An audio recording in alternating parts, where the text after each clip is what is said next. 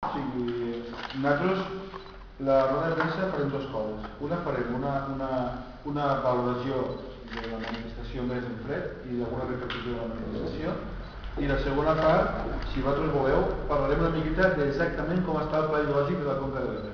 No? Exactament quins són els documents que han damunt la taula i quin és el calendari i on està la problemàtica del pla ideològic i quin paper pot jugar Brussel·les dintre d'això. No? En primer lloc, sobre la manifestació, volem remarcar que va ser una manifestació totalment en positiu. Si analitzeu les 4 pancartes que van anar al principi de la manifestació, l'Ebre sense cabal és la mort del delta, rius amb aigua, rius vius, respectem les directives ambientals europees i l'última era que travessaments no són la solució, menys esta, que és un no, va ser una manifestació en positiu.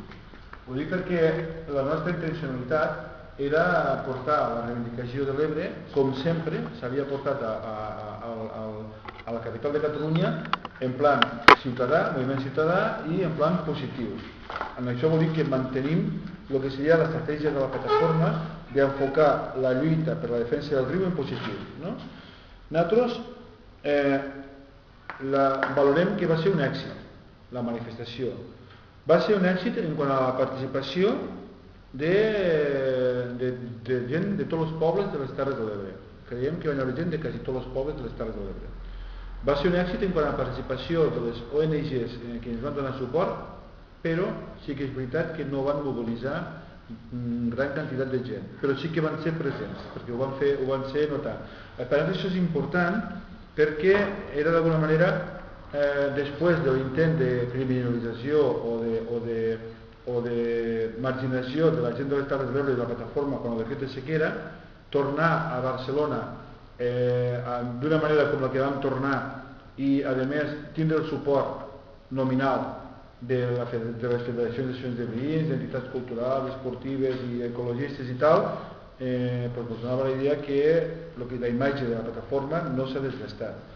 El bon ambient que va reinar en la manifestació, això va ser important, va ser una manifestació de bon rotllo, la gent se va passar bé, va ser lenta per imposició de l'hora d'acabament pel tema de la gent que va a les sardanes, però la gent ho va suportar molt bé i va arribar al final molt bé, i sobretot jo crec que va ser una trobada de molta gent dels pobles de les Terres de l'Ebre que feia temps que no mos havíem vist i que, tot i que alguns tenien una participació més o menys fluixa o més o menys distant en la plataforma i altres inclús s'havien distanciat ostensiblement aquests últims anys, allí ens vam trobar. Això és important. Nosaltres configurem que va ser una manifestació, la paraula que més m'agrada, digna. Va ser una manifestació ebrenca, digna a Barcelona. Una cosa important que volem remarcar, i també creiem que això fica les coses a seu lloc, i és el nivell de la representació política. El nivell de la representació política de la manifestació, jo crec que fica les coses a seu lloc. És realment quina és el grau d'implicació política real en la lluita del territori i en la lluita de defensa de l'Ebre. Els dos partits que van donar suport oficialment, que van ser Iniciativa i Esquerra Republicana, la seva representació va ser a nivell territorial. Van vindre els dos seus màxims responsables a nivell de Terres de l'Ebre i un parell d'alcaldes, l'alcalde de Miravet i l'alcalde del Teure, que mateix és responsable de l'Esquerra Republicana, va vindre responsable d'Iniciativa, el senador Muñoz de Flix i l'eurodiputat Oriol Junqueras, que van estar a la pancarta, juntament amb alguns científics i tècnics.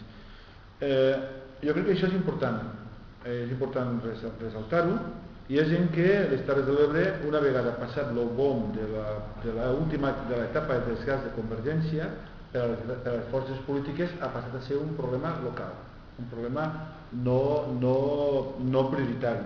Tot i això agraïm la presència d'aquesta gent, com agraïm la presència de militants de base d'absolutament tots els partits, perquè vam poder veure a la gent d'Amposta del PSC, vam poder veure la gent de Tortosa de Convergència i vam poder veure algú particular que era del Partit Popular. O sigui, valorem molt positiu que aquesta vegada, d'alguna manera, la defensa del riu sigués una defensa que es visualitzés socialment com se va visualitzar, però al mateix temps fora de tot el soroll polític que pogués d'alguna manera o desvirtuar-la o pogués qüestionar algun aspecte de la manifestació. Després, l'altra cosa que és, va ser una manifestació difícil i complexa. Va ser difícil perquè ens va costar molt de treball de pedagogia explicar per què anàvem el 30 de maig a Barcelona. La cimera de caps d'estat de la Comissió Europea i tot el que era la cimera sobre la gestió de l'aigua mediterrània estava emmascarada, estava en un nivell de publicitat molt baix degut a tota la problemàtica de la crisi, tota la problemàtica mediàtica que hi havia o de postures del govern. Per tant, una cosa que socialment passava molt desapercebuda i ens era molt difícil explicar la importància del dia 30. Van tindre pressions per a canviar de dia. Les pressions van ser de gent de les Terres de l'Ebre perquè pensaven que hi havia altres activitats del territori que se podien veure d'alguna manera afectades, com gent de Barcelona que pensaven que si nosaltres fèiem una manifestació provocaven problemes per a una altra manifestació que es volia fer o que es farà aquest cap de setmana, no sé si es farà al final, pel tema de la cimera, però més d'àmbit polític. No?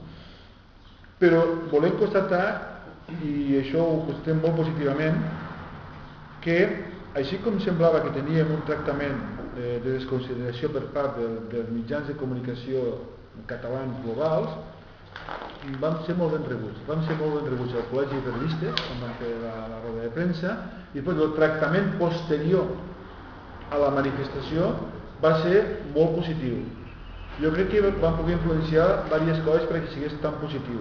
Una va ser que la manifestació d'alguna manera transmetia optimisme i transmetia bon rotllo, bon estar. I segona, que aquesta vegada vam adoptar com a estratègia el no dir número de persones i va haver un cas molt curiós, que és que estàvem en contacte permanent amb els responsables de la Guàrdia Urbana, de la policia local de Barcelona, i ells ens diuen, vosaltres quan hi direu? I nosaltres diem, els que diguéssiu vosaltres nos conformarem, no discutirem, els que diguéssiu. Llavors, vosaltres també ens pressioneu i diem, quan hi direu? Nosaltres diem, els que digui la Guàrdia Urbana, estem esperant que ens diguin alguna cosa. A les 11, les 12, 12 i mitja, la 1, i la Guàrdia Urbana ens diu, bueno, però quants penseu dir? No discutirem, el número que vosaltres volguéssiu. I a les 3 i mitja de la tarda, la Guàrdia Urbana va dir 1.800 persones. Llavors va trucar una noia de la EFE i em diu, escolta Manolo, que diuen 1.800, quan direu vosaltres? Dic, pues si la Guàrdia Urbana diu 1.800, pues 1.800. Dic, dona, que no, que he estat, que eren molt més de 1.800. Dic, pues fica't tu, vulgues tu. I llavors va ficar, o com molts de vosaltres, va ficar milers de persones, cosa que agraïm. Perquè l'important d'aquesta manifestació no era el número que eren, que sí que s'ha de tenir en compte, sinó l'objectiu fonamental. I l'objectiu fonamental, que ara entraré d'això, jo crec que l'han aconseguit per dues parts. La primera, que és pública, que és, que me referiré a la segona part de la roda de premsa, si voleu, no?